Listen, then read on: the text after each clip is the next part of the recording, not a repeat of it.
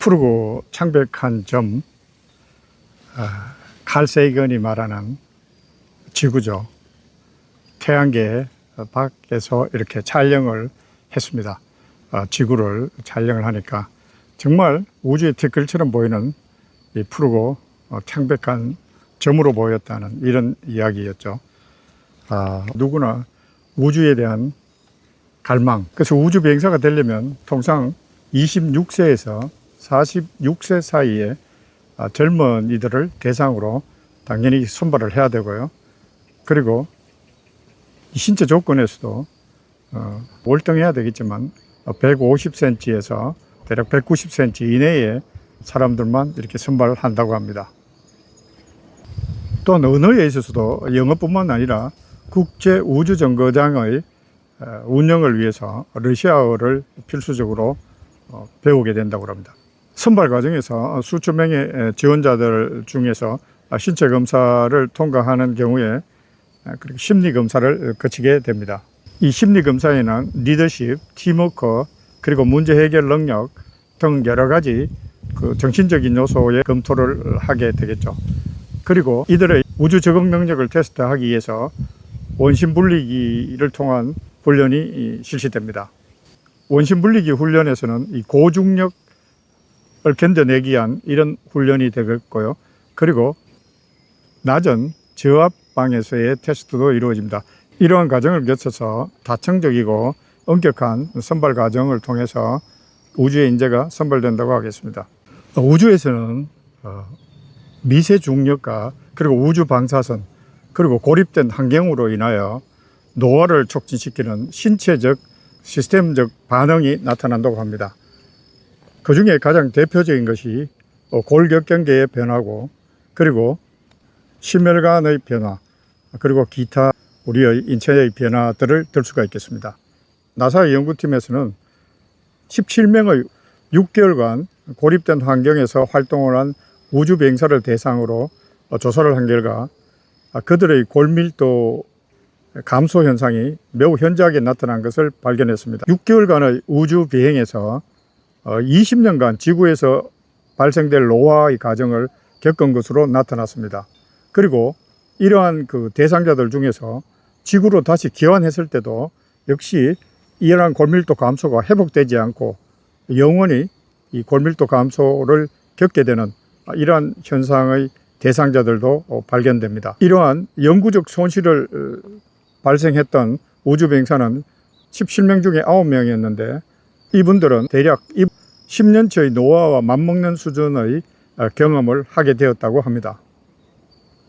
이러한 노화 과정도 우주에서는 특이하게 지구와 다른 노화 현상으로 나타나게 되는데요. 우주에서는 뼈의 지탱이 그렇게 필요하지 않는 무중력 상태를 유지하다 보니까 뼈의 미세 고주가 얇아지거나 끊어지는 그런 현상이 나타났다고 합니다. 이 중에 끊어진 부분은 영구 손실이 되어 완전 회복이 불가능했다고 합니다. 그래서 우주에서의 골근격계의 골밀도의 감소는 굉장히 중요한 연구의 대상이 되고, 그래서 우주 환경의 골근격계의 강화와 재활 프로토콜의 훈련이 필수적임을 시사하고 있습니다. 또한 심혈관계에서도 유사한 노화 현상들이 나타나고 있습니다. 30일간의 우주 체류만으로도 심장의 수축력이 현저하게 약화되고 부중맥 현상이 나타나고 있습니다.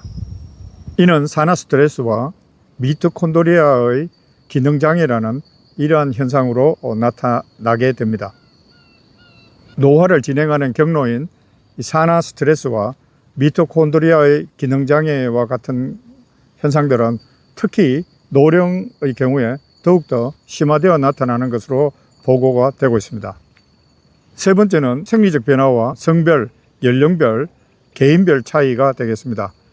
일단 우주에 가게 되면 우주에서는 체액이 무중력 상태에서 하체에서 상체로 증가되게 되고 얼굴이 붓게 되는 붓기 현상이 나타나게 되겠습니다.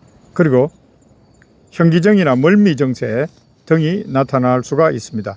또한 남성 우주인은 여성 우주인에 비하여 현저하게 시각적 손상이 많았고, 또한 연령이 증가할수록 왼쪽 귀의 청각 손상이 있었습니다. 여성의 경우에는 골밀도의 감소가 더욱더 심했고, 그리고 남성보다 요로 감염증이 더 심하게 나타났습니다. 개인별로, 연령별로 각자 노화 현상이라 차별화되어 나타나고 있는데요. 이러한 노화 현상이 비균일적 복합적으로 나타나고 있어서 개인별 맞춤 노화에 대한 대응 예방 훈련과 정책이 필요해진다고 하겠습니다.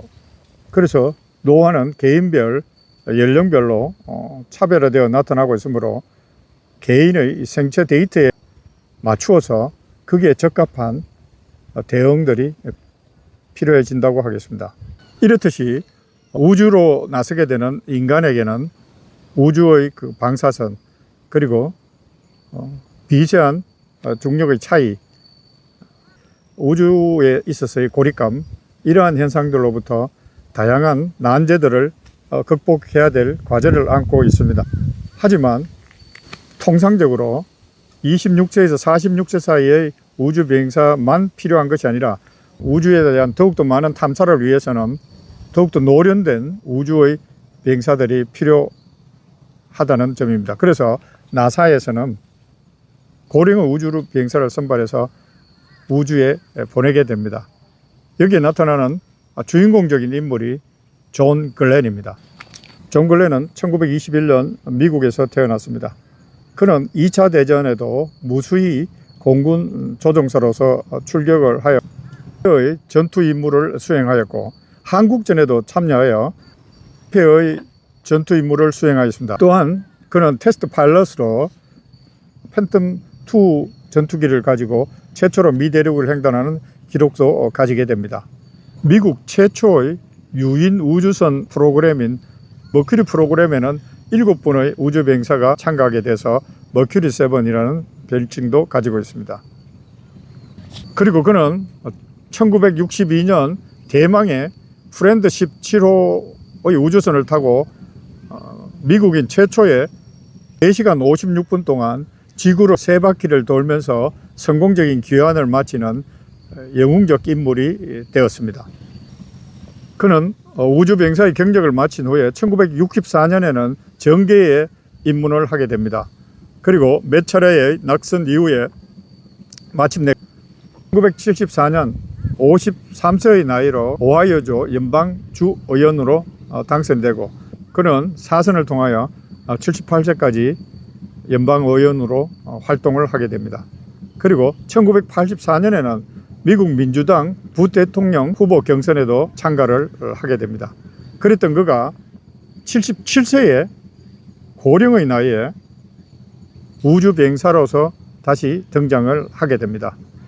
여기에는 한 3가지의 요인들이 합쳐졌다고 이렇게 볼 수가 있겠습니다. 우선 나사에서는 이러한 고령의 우주비행사가 어떻게 우주에서 신체적 변화가 이루어지는지, 또한 노련한 이러한 우주비행사들이 앞으로 팀워크를 맞춰서 우주에서 활동해야 될 그런 날들이 예상이 되기 때문에 이런 인재들에 대한 사전 대응이 필요했다는 점입니다. 그래서 나사에서는 가장 존경할 만한, 그리고 나사에서 가장 신뢰할 만한 아주 건강한 77세의 존 글렌 상원 의원을 선택했다는 겁니다. 존 글렌 상원 의원의 입장에서도 개인적으로 사실 상원 의원이었다면 굉장히 우리가 어떤 점잔을 빼고 이런 정치에 만족한 삶을 살 수도 있었습니다. 그러나 그는 우주에 대한 열망이 끊임없었습니다. 그리고 그는 계속해서 우주로 나아가고 싶어하는 그런 마음이 있었습니다. 그리고 그는 이렇게 이야기합니다. 미국인 최초의 우주선 유인 비행을 마치고 나서 내가 하였다면 남들도 할 수가 있는 겁니다. If I can do, I believe others can. 이런 유명한 명언을 남기게 됩니다. 그리고 그는 77세에 과감한 결단을 내리게 되죠. 그래서 나사의 이런 국가적인 필요성과 함께 존 글렌의 개인적인 우주에 대한 동경과 의지, 그리고 야망들이 결합되어서 그는 우주 비행사로 선택을 하게 됩니다. 또한 존 글렌이 상원의회의 항공우주위원회의 위원장으로 있으면서 미국의 새로운 우주에 대한 인식과 우주에 대한 대중적인 관심, 이런 것들을 몸소 보여주고 미국인들에게 우주의 경외의 심을 느끼는 많은 도전과 그러한 영감, 이러한 것들을 제공하고자 하는 애국심 고취가 있었던 것입니다. 그는 연방의원이면서 1998년 10월에 디스커버리호에 탑승하여 우주로의 마치고 무사히 귀환을 하는 쾌거를 이루어내었습니다. 이후 그는 존 글렌 우주 및 공공서비스 센터를 만들어서 지역사회에 봉사하기도 하면서 2016년에 그는 95세의 나이로 별세하게 되면서 미국 위대한 영웅이 잠들게 됩니다. 두 번째 우주 비행 이후에도 그의 소감을 묻는 말에 나는 여전히 달에 가보고 싶다는 I still like to go to the moon 이라고 여전히 그는 우주에 대한 경외감과 열망을 나타내었습니다. 스프링의 우주 비행사에는 존 글렌뿐만 아니라 에드워드 드와이트라는 우주 비행사를 우리가 기억할 수가 있습니다. 그는 케네디 대통령 시절인 1960년대에 우주 비행사로 선발되었지만 그 당시 흑인이라는 이름으로 인종적 편견을 당하면서 결국에는 우주로 향하지는 못했습니다. 그러나 그의 꿈은 60년 후에 이루게 되는데요. 상업 우주 비행을 통해서 그는 이 꿈을 이루게 되었습니다. 민간 우주 기업인 블루 오리진의 뉴 세퍼드호에 탑승하여 그는 60년 만에 우주를 향하는 꿈을 이루었습니다. 지난해죠. 2024년에 그는 90세의 나이로 우주를 향할 수 있었는데요. 우주 궤도 105km 상공에서 분간 그는 머물 수가 있었습니다. 이는 우주에서의 준궤도 비행이었는데요. 인생에서 가장 황홀한 순간을 맞이하는 체험이었다고 이렇게 밝히고 있습니다. 한 인간으로서 그는 60년을 기다려온 우주 비행을 기어이 비로소 그는 성취하고야 말았다는 측면에서 에드워드 드와이트는 하나의 또한 노령에 대한 사례다. 90세 넘은 노인이 최초로 우주 비행을 한 그런 기록을 남기게 되었습니다. 또한 고령에도 현역 우주인으로 활동했던 돈 패티트를 들 수가 있겠습니다. 이 돈 패티트는 총 590일간 우주 비행 시간을 기록했습니다. 지난해 2024년에는 그가 70세가 되었는데요. 국제우주정거장 ISS에서 220일간의 장기 임무를 수행하였습니다. 우주 비행사들은 일반적으로 체력적인 소모와 정신적인 긴장감 이런 것들이 엄청나게 큰데 반해서 고령의 우주 비행사들도 나사의 철저한 관리와 감독 하에서 이렇게 우주 비행을 무사히 안전하게 마칠 수가 있었습니다. 다시 한번 우리는 존 글렌의 어록을 살펴볼 수가 있습니다. 존 글렌은 77세에 우주 비행을 마치고 그의 소감을 이렇게 말합니다. 우리는 나이가 들수록 노화에 저항하는 것이 아니라 지혜와 경험 축적의 기회를 가지는 것입니다. 이렇게 이야기를 하고 있습니다. 나이가 든다는 것은 개인의 차이에 의해서 이렇게 존 글렌과 같은 혹은 에드워드 드와이트와 같은 혹은 돈 패티트와 같은 젊은이들 못지않는 우주의 비행사로서 활약이 가능하거나 우주의 여행이 90세에도 가능한 이런 분들도 있을 수 있습니다. 엄청난 개인적 차이가 발생할 수 있는 것이 이 노화의 시작 시점이라고 할 수 있겠습니다. 60대 이후에 본인의 어떠한 운동이나 식이요법 혹은 식습관 그리고 생활습관을 가지고 있느냐에 따라서 엄청나게 큰 삶의 질의 차이와 그리고 생명의 연장에 있어서 많은 변화가 있을 수 있다는 것입니다. 이러한 것들을 여실히 보여준 것들이 바로 이 세 분의 우주비행사 이야기다. 이렇게 볼 수가 있겠습니다.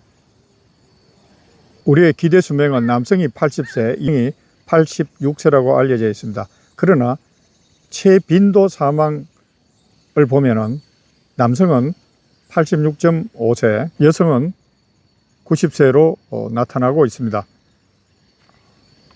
우리의 이 주어진 생명의 한계를 이해한다면 우리의 주어진 삶, 이 삶을 푸르고 창백한 이 점에서 어떻게 유한한 삶의 의미를 가치롭게 만들어낼 것이냐 하는 것은 결국은 우리 손에 달려 있을 것입니다. 존 글렌은 다시 말합니다.